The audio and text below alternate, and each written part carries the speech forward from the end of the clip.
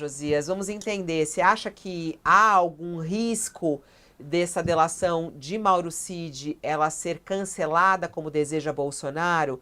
Essas revelações dele em março do ano passado, esse áudio que vazou, podem ter algum impacto? Como é que você analisa? Não parece haver o risco de cancelamento da delação, Fabiola, porque ela já está, enfim, consta da própria denúncia, houve essa hipótese de anular, mas ainda que fosse anulada pela lei, tudo o que o Mauro Cid disse e que pudesse ser aproveitável do ponto de vista do inquérito, seria aproveitado mesmo que a delação tivesse sido anulada.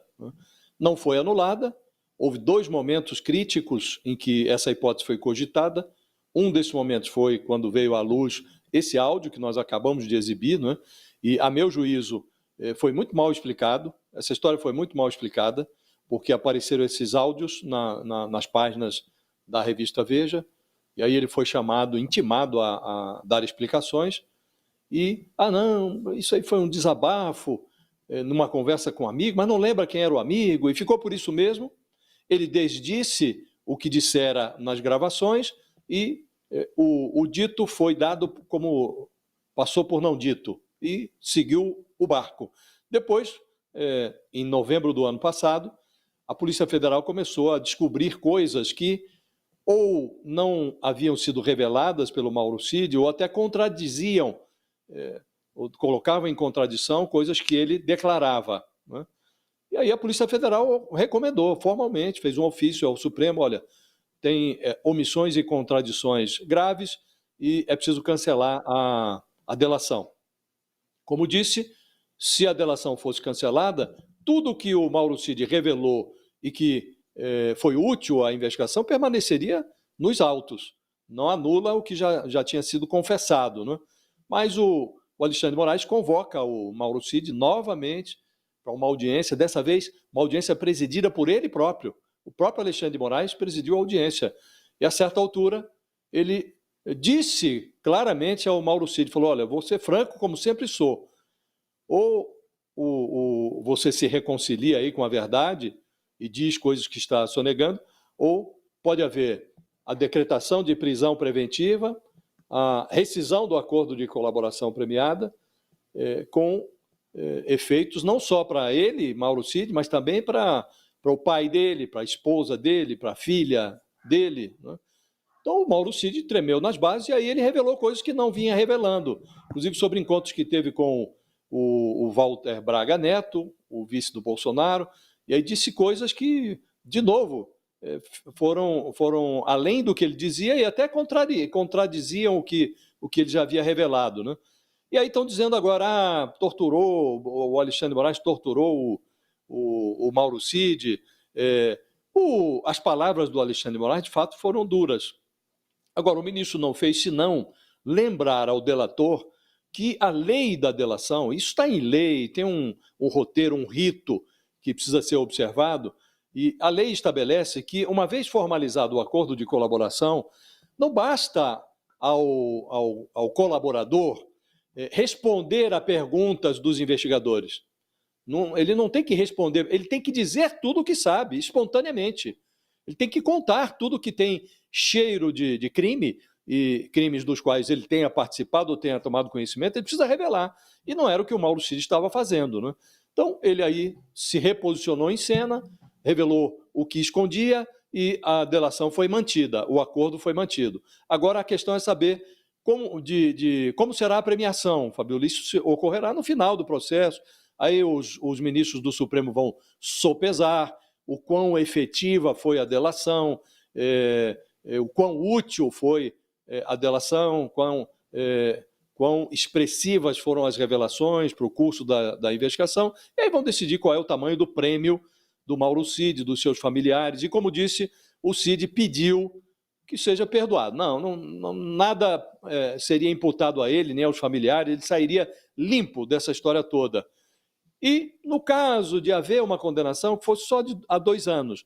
2 anos é o prazo. Acima de 2 anos, qualquer militar condenado a mais de 2 anos de cadeia, ele automaticamente será denunciado ao Ministério Público Militar e enfrentará um novo processo, dessa vez no Superior Tribunal Militar, que pode levar à sua expulsão com a consequente perda da patente e, eventualmente, até dos proventos, né?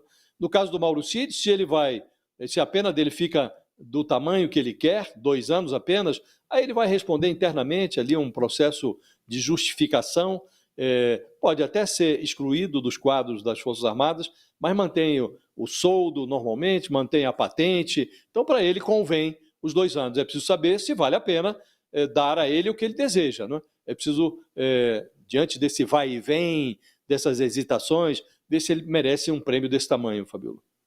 E você, hein, Sakamoto, como é que você analisa agora essa atuação dos bolsonaristas e do próprio Bolsonaro em trazer mais uma vez esse áudio que vazou na revista Veja, que Mauro Cid foi preso por causa dele e trouxe explicações, ele dizendo ali que tinha sido pressionado a falar tudo aquilo.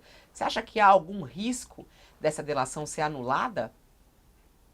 Nenhum, Fabiola, nenhum risco. E trazer esse áudio novamente mostra um sinal de desespero por parte do ex-presidente Jair Bolsonaro com relação ao caso. Veja, ele deveria estar discutindo o mérito da questão, inclusive. Ele deveria estar discutindo, olha isso aqui não significa nada, isso aqui é bobagem, isso aqui.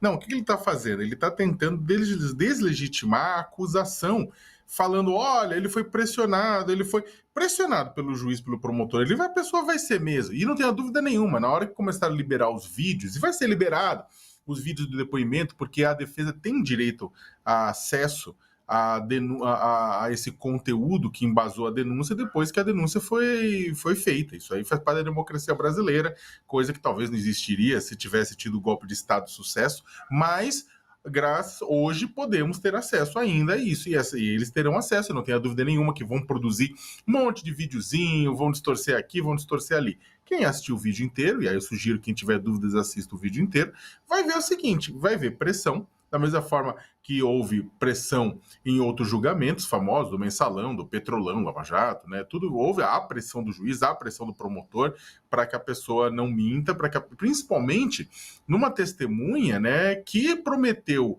garantir informações em troca de uma colaboração premiada e mentiu ou omitiu, porque o que acontece?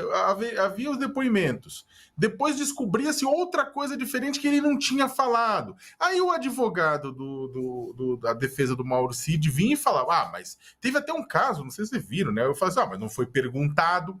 A própria defesa falou para o UOL, mas não, a gente não perguntaram isso, a gente não entregou. Então tinha muita coisa que estava escondida lá dentro e o Mauro Cid ia entregando em migalhas, ou segurando aqui, segurando ali. Mas por que ele gravou um vídeo como esse que depois o Bolsonaro divulgou? Ora, gente, convenhamos, né? A pessoa, na verdade, está sendo investigada, estava presa, tudo isso mais. Ela, na verdade, está entregando os antigos colegas de trabalho, e mais do que isso, está entregando pessoas do Exército, estavam entregando colegas do Exército, pessoas que estavam muito acima na patente, generais, todo mundo estava sendo entregue. Mauro Cid estava entregando a galera. E aí a galera chega junto e fala, porra, Mauro Cid, que é isso, meu irmão? Tá rolando o quê? Você acha que, sinceramente, uma pessoa que ele vive numa vila militar, ele tem os amigos dele, não, é de família. General Mauro Lorena Cid é pai de Mauro Cid. Mauro Cid era esperado que chegasse a general, que nem o pai não vai chegar, mas é família, é amigos, é o trabalho, tudo gira em torno dos militares. E gira em torno de muitos dos militares que tinham relação com o Mauro Cid, tanto que participaram da trama golpista também, né? E aí esses militares chegam para ele e falam, e aí? Rola aquela pressão, né? A pressão do outro lado ninguém fala. E aí o Mauro Cid solta o quê? Solta o áudio. Não, eu fui pressionado, é terrível, né? Me torturaram. É óbvio que vai falar. Qualquer um falaria para dentro do ciclo de amigos para tentar justificar o fato de que entregou meio mundo, né? De que entregou meio mundo. Agora, os vídeos vão ser revelados, o pessoal vai poder ver tudo isso. A delação do Mauro Cid não tem chance nenhuma. Tem chance, como o Josias falou, dos benefícios do Mauro Cid serem revogados, se a depender do que o Mauro Cid faça ou fale. Só que aquelas informações que foram dadas e que foram confirmadas depois em fontes, por exemplo, a participação do almirante Garnier e a negativa do general Freire Gomes e do brigadeiro Batista Júnior, os 3 comandantes das Forças Armadas, a participar do golpe militar, o Cid falou, mas depois o Freire Gomes e o Batista Júnior confirmaram também, com relação à minuta do golpe e tudo isso mais. Então, o conteúdo não vai ser revogado, pode chorar à vontade. Né? Agora, que o bolsonarismo vai usar os vídeos, vão usar os áudios, vão usar para tentar espernear, vão usar. Eu só acho que o mais correto seria questionar, né, mostrar, provar a inocência e não tentar deslegitimar declarações, porque fica parecendo, olha, ele falou porque foi pressionado. Tá aí o conteúdo. Do conteúdo o pessoal não gosta de falar.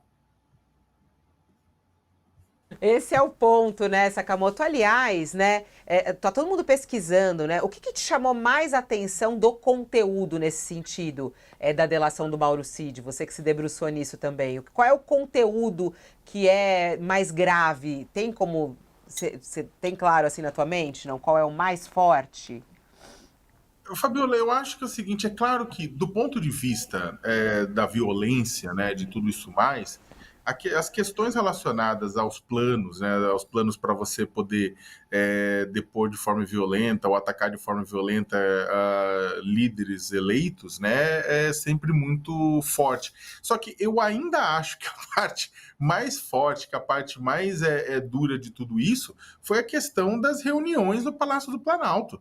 Sabe, do Mauro Cid contando como é que foram as reuniões no coração do poder, todo mundo achando que o Bolsonaro estava se tratando simplesmente de uma erisipela depois de perder as eleições em outubro de 2022, e aí o que acontece é que, na verdade, ele estava recebendo militares, estava recebendo gente, né, para fazer o quê?